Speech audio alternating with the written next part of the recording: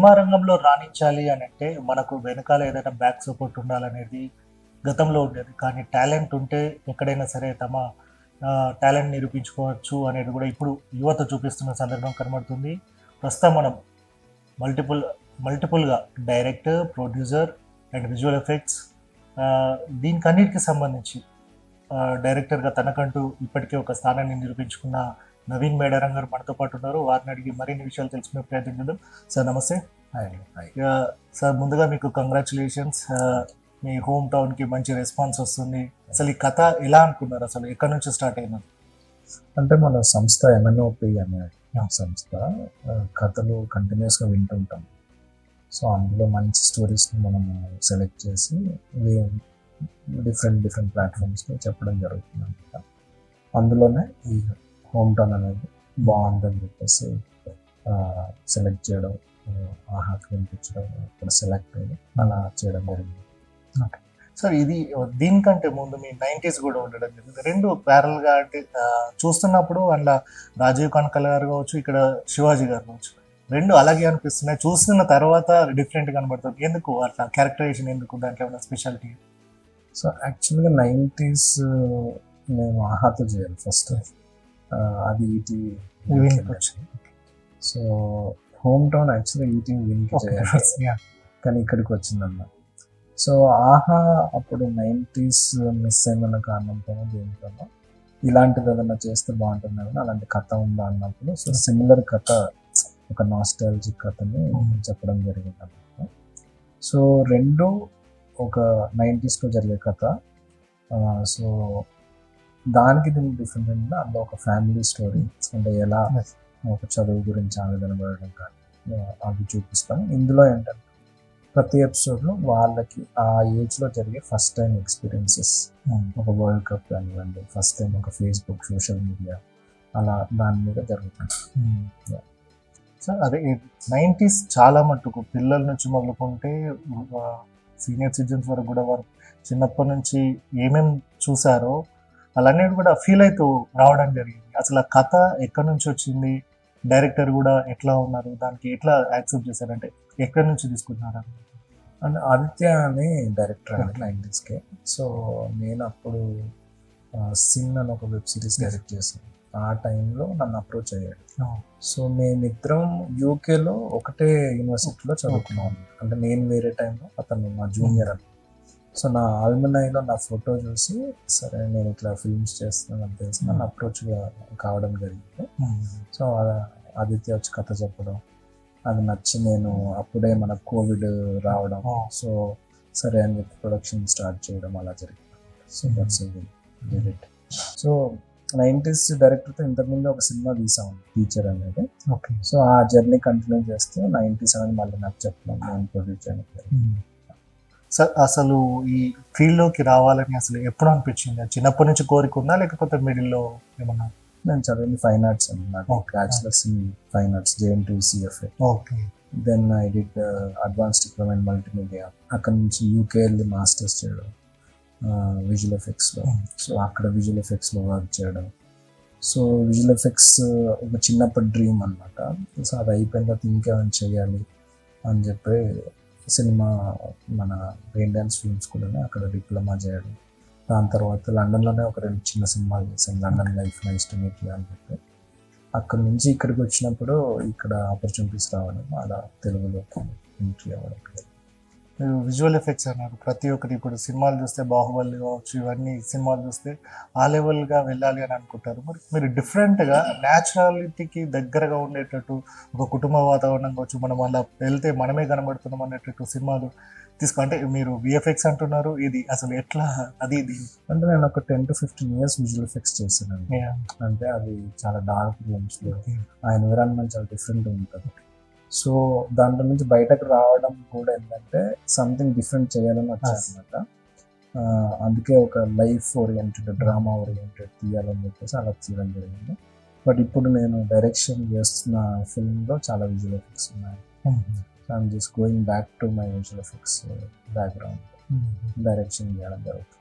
అంటే మీ ఇప్పుడు ఏం ప్రాజెక్ట్స్ వస్తున్నారు కొత్త? ఇప్పుడు ఒక 4-5 ప్రాజెక్ట్స్ మనకు డెవలప్మెంట్లో ఉన్నాయండి ఎంఎన్ఓపిలో. బట్ నేను ఒక ఫిల్మ్ డైరెక్షన్ చేస్తున్నాను, అది కొంచెం పెద్ద ఫిల్మ్. సో దాని గురించి రీసెర్చ్ జరుగుతుంది. మీ ప్రొడక్షన్కి సంబంధించి చూసుకుంటే ప్రతి దాంట్లో కూడా కొత్త వాళ్ళకి అవకాశం కనిపిస్తుంది. అసలు ఎట్లా అప్రోచ్ అవుతున్నారు, అసలు మీరు వాళ్ళని ఆ స్క్రిప్ట్స్ ఎట్లా చూస్తున్నారు అసలు? అంటే ఫస్ట్ కథ అండి. ఓకే. కథ బాగుంటే దెన్ మా టీం ఉంది. సో ఆ టీం ఏంటంటే ఒక కొత్త డైరెక్టర్కి ఒక సపోర్ట్ సిస్టమ్ లాగా ఉండి, వాళ్ళకి ఎక్స్పీరియన్స్ లేకున్నా కానీ వీళ్ళంతా నిలబడి ఎక్కడైనా డిప్ అయినా కానీ వీళ్ళు కవర్ చేస్తూ అలా తీయడం జరుగుతుంది అనమాట. సో కథని ప్రామినెంట్గా కథ రాసుకునే వాళ్ళకి డెఫినెట్లీ ఒక హెల్ప్ చేద్దామని ఉంది. So that's how we are doing. కథ ఎంత మంచిగా ఉన్నప్పుడు కూడా స్క్రీన్ ప్లే, దాని నరేషన్ అదంతా కూడా చాలా బాగుండాల్సి వస్తుంది. సో దానికి అంటూ ఇప్పుడు కథ మీకు తీసుకొస్తున్నారు, డైరెక్షన్ అవకాశం కూడా వాళ్ళకే ఇస్తున్నారా, లేకపోతే మీరు కొత్తగా అనుకునే వారికి ఎవరికైనా అవకాశాలు ఇస్తున్నారా?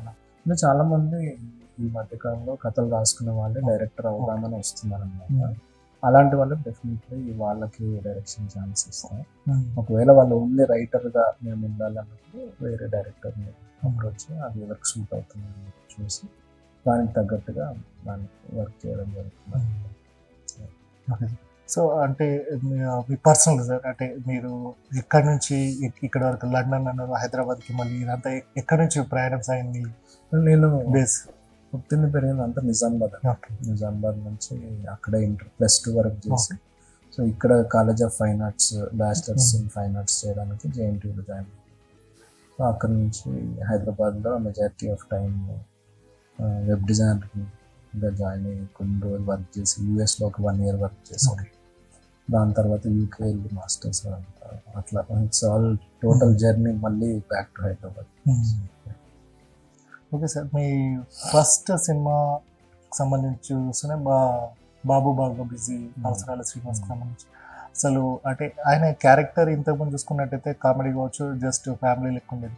దాంట్లోకి వచ్చేసరికి వేరే రకంగా, అంటే మీరు ఇప్పుడున్న పరిస్థితులలో ఒక మేల్ ఎలా ఉంటారు అనేది తర్వాత ఎలా రియలైజ్ అవుతారో తీయడం జరిగింది కదా. అసలు ఎట్లా దానికి ఆయన ఎట్లా సూట్ అంటున్నారు అసలు? అంటే ప్రిడామినెంట్లీ ఏంటంటే ఒక మంచి యాక్టర్ కావాలి. సో అవసరంగా is very good actor. So ఆ కథకి ఆ టైంలో అతను సూట్ అవుతాను అనుకొని తీసుకోవడం జరిగింది. సో ఆ సినిమా చేయడానికి మెయిన్ కారణం ఒక ఫ్యాంటమ్ అనే సంస్థ మీకు బాంబేలో Anurag Kashyap lot of other directors ఉన్నారు. సో వాళ్ళతో వర్క్ చేసే ఛాన్స్ వస్తుందని చెప్పి అది చేయడం జరిగింది. అంటే ఇది రీమేక్ లేకపోతే రీమేక్? నెక్స్ట్ సార్, మీ సిన్కి సంబంధించి చూసుకున్నట్టయితే చూసినప్పుడు అంటే ఒక సైకిక్ క్యారెక్టర్ మనిషి ఎలా ఉంటాడు అని చెప్పి చేయడం, అంటే ఆ సీన్స్ చేసేటప్పుడు ఏమైనా ఇబ్బంది కలిగిందా దేనికంటే? అంటే చేసేటప్పుడే we're telling a very strong story. అంటే ఒక హస్బెండ్ని తన వైఫ్ని అబ్యూజ్ చేస్తే ఏంటి అనేది మేబీ నేను లండన్లో చదువుకొని రావడం వల్ల so I had that approach of film making. So ఇబ్బంది ఏం లేదు. అంటే I use to follow Ram Gopal Varma గారు లైక్ అప్పట్లో. సో అనురాగ్ కశ్యప్ అలాంటి సినిమాలు బాగా చూసాను. సో అప్పటికే హిందీలో చాలా వెబ్ సిరీసెస్ వచ్చాయి, Mirzapur. So it was a honest attempt అంతే. అంటే దీన్ని ఏదో సెన్సేషనలైజ్ చేయాలి, దీంట్లో ఏదో బోల్డ్ చూపించాలి అలాంటి ఉద్దేశం లేదు. ప్యూర్గా ఒక కథ చెప్పాలి, this is the issue, social issue ఉంది ఒకటి అని చెప్పి చేసింది. ఓకే, ఇప్పుడు మిర్జాపూర్ లాంటివన్నీ వచ్చినప్పుడు కొన్ని అంటే ఇష్యూ బేస్డ్ చూస్తే పర్లేదు, కానీ ఇదేదో మీరు అన్నట్టు అదర్ దాన్ థింగ్స్ అన్నట్టు చూస్తే మాత్రం ఇబ్బంది కలిగేటి. అంటే ఫ్యామిలీ పరంగా, అంటే ఇప్పుడు నవీన్ గారు తీసే సినిమా ఇప్పుడు మనం ఏంటంటే 90s ఉంది, హోమ్ టౌన్ ఉంది, ఆ ఎక్స్పెక్ట్ చేసి వస్తుంటారు. ఇట్లాంటి సీన్ ఉండేసరికి కొంచెం ఇబ్బంది కలుగుతుంది కదా అనే విషయం. అంటే ఇప్పుడు మనం as a filmmaker we have to attempt all the genres. ఇప్పుడు రోజు స్వీట్ బాగుందని రోజు స్వీట్ తినలేము. We have to taste everything. So మా సంస్థ నుంచి కానీ నా నుంచి కానీ you will get different genres, different experiment we're doing. అంటే ఇప్పుడు చేసే ఫిల్మ్స్ కూడా చాలా డిఫరెంట్ కైండ్ ఆఫ్ ఫిల్మ్స్. ఒక పొలిటికల్ సెటైర్, ఒక జిల్లేడు చెట్టు అని ఒకటి చేస్తున్నాం. సో అదేంటంటే బలగం లాంటి ఒక అన్నదమ్ముల మధ్యలో పెరిగే కథ. ఒక హారర్ మూవీ చేస్తున్నాం. So different genres. అంటే 90s తర్వాత డైరెక్ట్ హోమ్ టౌన్ రావడంతో మేబీ అలా కనిపిస్తుంది. But as a film maker you have to కేటర్ every genre. So అలాగే ఈ గతంలో చూసుకున్నట్టయితే యునైటెడ్గా ఉన్నప్పుడు కావచ్చు, ఆంధ్రాకి సంబంధించి చాలా వాళ్ళ లాంగ్వేజ్ కావచ్చు, అక్కడ ఉన్న సంస్కృతి సాంప్రదాయాలు అన్నిటి కూడా చాలా మటుకు చూపించారు. మీ అంటే మనం ఇప్పుడు మీరు అన్నట్టు 90s కావచ్చు, హోమ్ టౌన్ చూసుకుంటే తెలంగాణ లాంగ్వేజ్ అంటే మనం ఎక్కడ నిజామాబాద్ అయినా, కరీంనగర్, సిద్దిపేటలో ఎక్కడ ఏం భాష మాట్లాడుతూ సేమ్ అరే మనోళ్ళే మాట్లాడుతున్నారు అనే ఫీలింగ్ వచ్చేస్తుంది. సో ఇట్లాంటి ఇంకా తెలంగాణలో హిడెన్ స్టోరీస్ కావచ్చు చాలా ఉన్నాయి. అట్లాంటి వాటిని ఇంకా ఎంకరేజ్ ఏమైనా చేస్తారా కొత్తగా వస్తే? అంటే when we listen to the script అట్లా తెలంగాణ చేయాలి, ఆంధ్ర చేయాలి అనే ఏం ఆలోచన ఉండదు అన్నమాట. అంటే ఇప్పుడు బ్యాక్ టు బ్యాక్ తెలంగాణ చేయడం వల్ల మీకు అలా అనిపిస్తుంది, ఎందుకంటే both the directors are from Telangana. So అందుకే అది వచ్చి ఉంటుంది. ఇప్పుడు మేము ఒకటి ఎన్టీఆర్ గారు అప్పుడు ముఖ్యమంత్రిగా ఉన్న టైంలో ఒకటి చేస్తున్నాం, that is completely Andhra slang ఉంటుంది, కోనసీమ అట్లా. సో డిఫరెంట్ డైరెక్టర్స్ డిఫరెంట్ వాళ్ళ ఎక్స్పీరియన్సెస్ని తీసుకొని వస్తారు, వాళ్ళ స్లాంగ్ని తీసుకొని వస్తారు. సో నేను చూసేది ఏంటంటే కథ బాగుందండి. మీ దగ్గరకు వస్తే స్క్రిప్ట్ స్ట్రాంగ్ ఉంటే అవకాశం, సో ఎట్లా రీచ్ కావాలి మీకు? అంటే ఏమన్నా ఇట్స్ ఈజీ అండి. అంటే ఇవాళ రేపు సోషల్ మీడియా ఉంది, lot of people can approaches through email are Facebook కానీ. సో కంపల్సరీ నన్ను అప్రోచ్ కావాలనుకునేది ఏదో ఒక మార్గం దొరుకుతుంది. సో ప్రెసెంట్గా అంటే చాలామంది ఇప్పుడు మనకి ఇన్స్టాగ్రామ్ ఇది వచ్చిన తర్వాత చాలామంది ఇన్ఫ్లుయెన్స్ అవుతున్నారు, వాళ్ళే సొంతంగా టాలెంటెడ్గా స్క్రిప్ట్స్ వచ్చు కొత్త కొత్త బయటకు వస్తున్నారు, మన జబర్దస్త్ లాంటి ఇట్లా ఇవన్నీ చూసుకున్నట్టయితే. సో ఇట్లాంటి సిచ్యువేషన్లో ఇంకా ఎట్లా ఉంటే బాగుంటుంది? అంటే యువత అనేది ఇటువైపు రావడానికి అవకాశాలు ఉన్నాయా? అంటే టాలెంట్ ఉంటే నిలదొక్కుకోవచ్చు అంటారా, లేకపోతే? Film making is one of the toughest industries అన్నమాట. ఇందులో ఉండడానికి చాలా ప్యాషన్ అవసరం. ప్యాషన్ ఒక్కటే ఉన్నా సరిపోదు, టాలెంట్ అవసరం, రాయగలగాలి, తీయగలగాలి, మేనేజ్మెంట్ స్కిల్స్ ఉండగలగాలి. అంటే చాలా మంది మనని ఒక సెట్లో ఒక 100 మంది ఉంటారు, సో వాళ్ళందరినీ మేనేజ్ చేయగలగాలి. కొందరికి నచ్చుతుంది, కొందరికి నచ్చదు, అందరితో కలిసి పనిచేసే తత్వం ఉండాలి.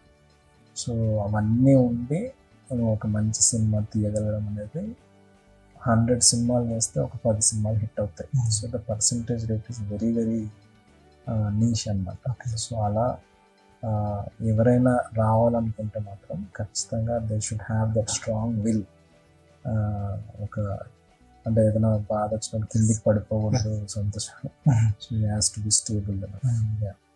అంటే చాలా మటుకు జరుగుతుంటాయి. ఒక లైమ్ లైట్కి వెళ్ళిన తర్వాత మళ్ళీ వారు ఎవరైనా సరే సినిమా హీరోస్ అయినా డైరెక్టర్స్ అయినా చాలా మటుకు కనబడరు. టాప్ డైరెక్టర్స్ కూడా ఇప్పుడు మీరు అన్న రామ్ గోపాల్ వర్మ కూడా మీరు ఫాలో అవుతున్నారు.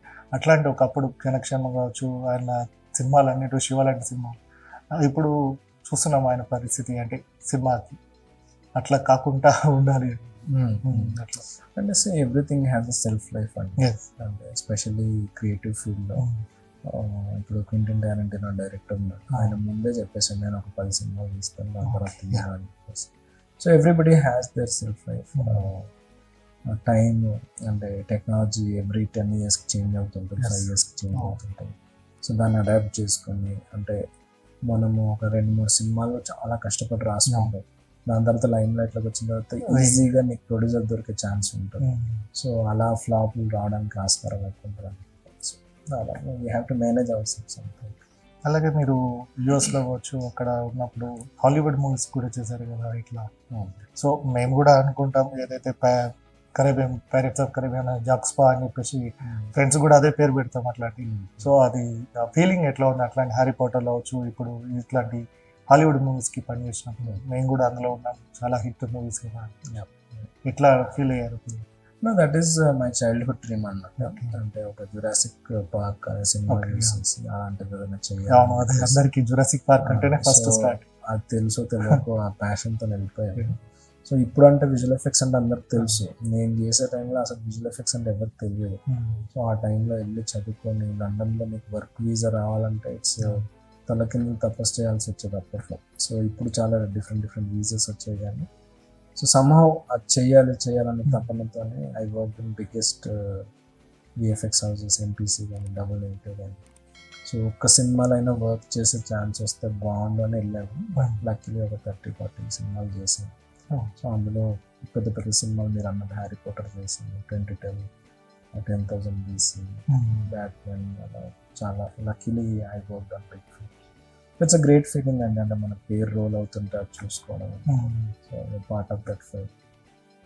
సో అంటే ఈ తెలుగు ఇండస్ట్రీకి కాకుండా ఏమన్నా మళ్ళీ హాలీవుడ్లో ఏమన్నా అంటే బాలీవుడ్కి ఏమన్నా అక్కడ ఇప్పుడు అనురాగ్ కశ్యప్ అన్నారు కాబట్టి అక్కడ ఏమన్నా ఛాన్సెస్ అంటే పనిచేసే అవకాశం కలిగిందా ఏమన్నా? అంటే ఇవాళ రేపు ఇండియాలో ఎక్కడ చేసిన సినిమా బాగుంటే మొత్తం ఇండియా అవుతుంది. సో ఇప్పుడు కంతారా కానీ ఏదైనా కానీ Yeah. ఒక KGF లాంటి ఫిల్మ్ మొత్తం నేషన్ వైడ్ ఆడుతుంది. సో బాలీవుడ్ టాలీవుడ్ అంటే ఇప్పుడు అన్ని బార్డర్స్ అన్ని మెర్జ్ అయిపోయాయి. Yeah. So if you make a good film obviously it will run through out India. So hopefully నా నెక్స్ట్ ఫిల్మ్ దట్ అచీవ్ చేస్తాను అనుకుంటున్నాను. మీరు అన్నది ఇప్పుడు ఓటీటీలు వచ్చిన తర్వాత సినిమా వైపు కాకుండా చాలా మంది కూడా ఓటీటీ వైపే మళ్ళుతున్నారు. పెద్ద హీరోలు కావచ్చు, ఇది కావచ్చు, జనాలు కూడా ప్రేక్షకులు ఎవరైనా మంచిగా ఏదైనా ఇప్పుడు కంటెంట్ తోటి వచ్చిందని ఆదరిస్తున్నారు. మీరు అన్నట్టు 90s కావచ్చు, హోమ్ టౌన్ కావచ్చు, చాలా మటుకు అంటే అవన్నీ కూడా. సో సినిమాల ప్రభావం తగ్గుతుందా, ఓటీటీలకు ఎక్కువ ప్రేక్షక ఆదరణ వస్తుంది అనుకుంటున్నాను? అంటే ఓటీటీ యూ హ్యావ్ అంటే మీ ఇంట్లో ఉంటుంది కాబట్టి it's more Reachable. Reachable and it's free. Yeah. అంటే మనం మంత్లీ ఒకసారి కడతాం కాబట్టి. సో బయటకు వెళ్ళే ఆ లేజినెస్ కావచ్చు, ఆ సినిమా మీద ఇప్పుడు ఇంతకు ముందు అంటే మన సింగిల్ స్క్రీన్లో ఒక 100 రూపాయలు 150 సినిమా చూసి వచ్చేయచ్చు.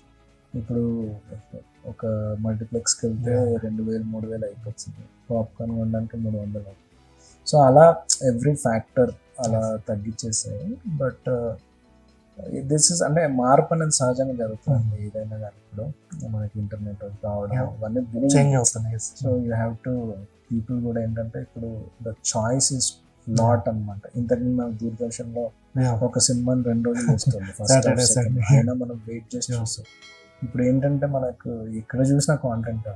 అప్పుడు ఏమవుతుందంటే జనాలు చాయిస్ అంటే ఇది బాగుంది అని చెప్తేనే వెళ్ళి చూస్తారు. అండ్ ఇప్పుడు ఇది బెడ్రూమ్లో పెట్టుకొని చూడొచ్చు టీవీ. సో ఆ కంఫర్ట్కి అలవాటు అయిపోయారు. And Covid has done lot of difference. ఎందుకంటే అలవాటు పడిపోయారు అనమాట. ఇంకా సినిమాకి వెళ్ళాలి అంటే ఒక సినిమాటిక్ ఎక్స్పీరియన్స్ దొరికితే కానీ వెళ్ళట్లేదు బయటకి. మలయాళం సినిమాలు కావచ్చు, అవి ఓటీటీ కావచ్చు, రీమేక్ కావచ్చు, ఇప్పుడు వచ్చిన తర్వాత మనం వాటి వైపు వెళ్తున్నాం. అంటే బేసికల్గా న్యాచురల్గా ఉంటాయి అని చెప్పేసి. అసలు ఏంటి డిఫరెంట్? ఏం లేదండి, అంటే మంచి సినిమా తీస్తే ఖచ్చితంగా చూస్తారు. అంటే అది I don't know, but even నేను కూడా చూసాను అది. బట్ మంచి సినిమా ఉంటే ఖచ్చితంగా ఆదరిస్తారు. ఇప్పుడు యానిమల్ కూడా హిందీలోనే తీస్తారు, కానీ అందరు వెళ్ళి చూసారు. సౌత్లో ఏంటంటే చాలా మిక్చర్ ఆఫ్ థింగ్స్ ఉంటాయి. Like you have action, emotion అదంతా చేస్తాం కాబట్టి నార్త్ వాళ్ళకి అది ఒక డిఫరెంట్ ఫ్లేవర్ లాగా కనిపించి దే ఆర్ ఎంజాయింగ్ ఇట్. మనకి బాంబేలో ఇప్పుడు జరిగే కథలు ఎలా ఉన్నాయంటే majority of the stuff is made for rich class. So అది ఏంటంటే అందరూ దాంతో కనెక్ట్ కాదు. సో మాసెస్ అందరూ సో కనెక్ట్ కాకపోవడము, సినిమా బాగాలేకపోవడము. బట్ అలా ఏమి ఉండదు, ఎక్కడైనా మంచి సినిమా ఆలోచిస్తారు. అంటే అంటే ఇది పర్సనల్, అంటే దీనికి సంబంధించింది కాదు తెలియదు, కానీ వార్ వస్తుంది కదా ఇప్పుడు. హృతిక్ తోటి జూనియర్ ఎన్టీఆర్ కూడా చేస్తున్నారు. అంటే క్రేజ్ అనేది తెలుగు హీరోలకు ఉంది కాబట్టి పాన్ ఇండియాలో అంతా వస్తుంది కాబట్టి అనుకోవచ్చా మనం కూడా, అంటే తెలుగు హీరోలకు ఉన్న క్రేజ్ తోటి వాళ్ళు కూడా తీసుకున్నారని చెప్పేసి? డెఫినెట్లీ అండి, అంటే మార్కెట్ ఎప్పుడు చేంజ్ అవుతూ ఉంటుంది. అంటే మనం బ్లాక్ అండ్ వైట్ సినిమాలు అప్పుడే రజనీకాంత్ వెళ్ళి చేశాడు, రజనీకాంత్ సార్. సో అలా కమల్ హాసన్ సార్ వెళ్ళి చేశారు, చిరంజీవి గారు చేశారు. సో అట్లా మార్కెట్ ట్రెండ్ని బట్టి ఏది వర్కౌట్ అవుతుంది అనేది ఆ టైంకి వాళ్ళు చూసుకొని చేస్తారు. సో ఇప్పుడు తెలుగు బాగా వర్కౌట్ అవుతుంది కాబట్టి ప్రాబబ్లీ ఆల్సో నేను అన్నట్టు ఇప్పుడు there is no borders. So మంచి యాక్టర్ ఇక్కడ స్టార్ అయినా అక్కడ స్టార్ అయినా, ఇప్పుడు మీరు దేవరా చూసుకుంటే మనం అక్కడ నుంచి తీసుకొచ్చాం Saif Ali Khan. So it's all catering to the larger audience అన్నమాట. సో ఒక నార్త్ హీరో అయితే ఒక సౌత్ హీరో, అంటే it is covering entire India కాబట్టి. కొరియన్ హీరోని కూడా తీసుకొస్తున్నారు కదా మన, అంటే బార్డర్స్ దాటిపోయినాయి మొత్తం ప్రపంచం. అంటే కొన్ని రోజులైతే ప్రాబ్లం మన ఇప్పుడు చేయబోయే సినిమాలు ఇప్పుడు రాజమౌళి సార్ కానీ వాళ్ళు అల్లు సార్ కానీ, సో దర్ డూయింగ్ ఇప్పుడు మొత్తం మనం హాలీవుడ్కి కూడా రీచ్ Global అవుతున్నాం. యా, సో ఇంకా వచ్చే కాలంలో ఈవెన్ వరల్డ్ కూడా మొత్తం ఒక ప్లాట్ఫామ్ అవుతుంది. సో మీరు ఒక ప్రొడ్యూసర్గా చాలా మందికి అవకాశం కల్పించారు, ఆల్రెడీ డైరెక్టర్గా, ఆల్రెడీ రైటర్గా కూడా. సో ఈ మూడు డిఫరెంట్ అయినప్పుడు మీకు ఈ మూడిట్లలో ఇష్టమైనది subject? Direction. Writing I enjoy the process, but direction అందుకే నేను ప్రొడ్యూసర్ క్రెడిట్ ఎప్పుడు వేసుకున్నాను. My brother gets producer. So that is అంటే ప్రొడక్షన్లో నువ్వు ఎంత మంచిగా చేసినా కానీ నీకు ఏదో ఒక ప్లేస్లో ఎవరో ఒకళ్ళు శత్రువులు అవుతుంటారు అన్నమాట. అంటే బడ్జెట్స్ చాలా తక్కువ ఉంటాయి దాంట్లో. సో జనాలు ఏమనుకుంటుంటే ఎక్కువ సంపాదిస్తున్నారు, ఎక్కువ తీసేస్తున్నారు, అది ఏం ఉండదు. అంటే జనాలు అనుకుంటారు, అంటే ఈవెన్ క్రూలో కూడా కొందరు మిస్అండర్స్టాండ్ చేసుకోవడం జరుగుతుంది. కానీ అందులో ఒక మంచి ప్రోడక్ట్ చేయాలి అని మనం ఉద్దేశించి చేస్తాం, అది చాలామంది అర్థం చేసుకోరు.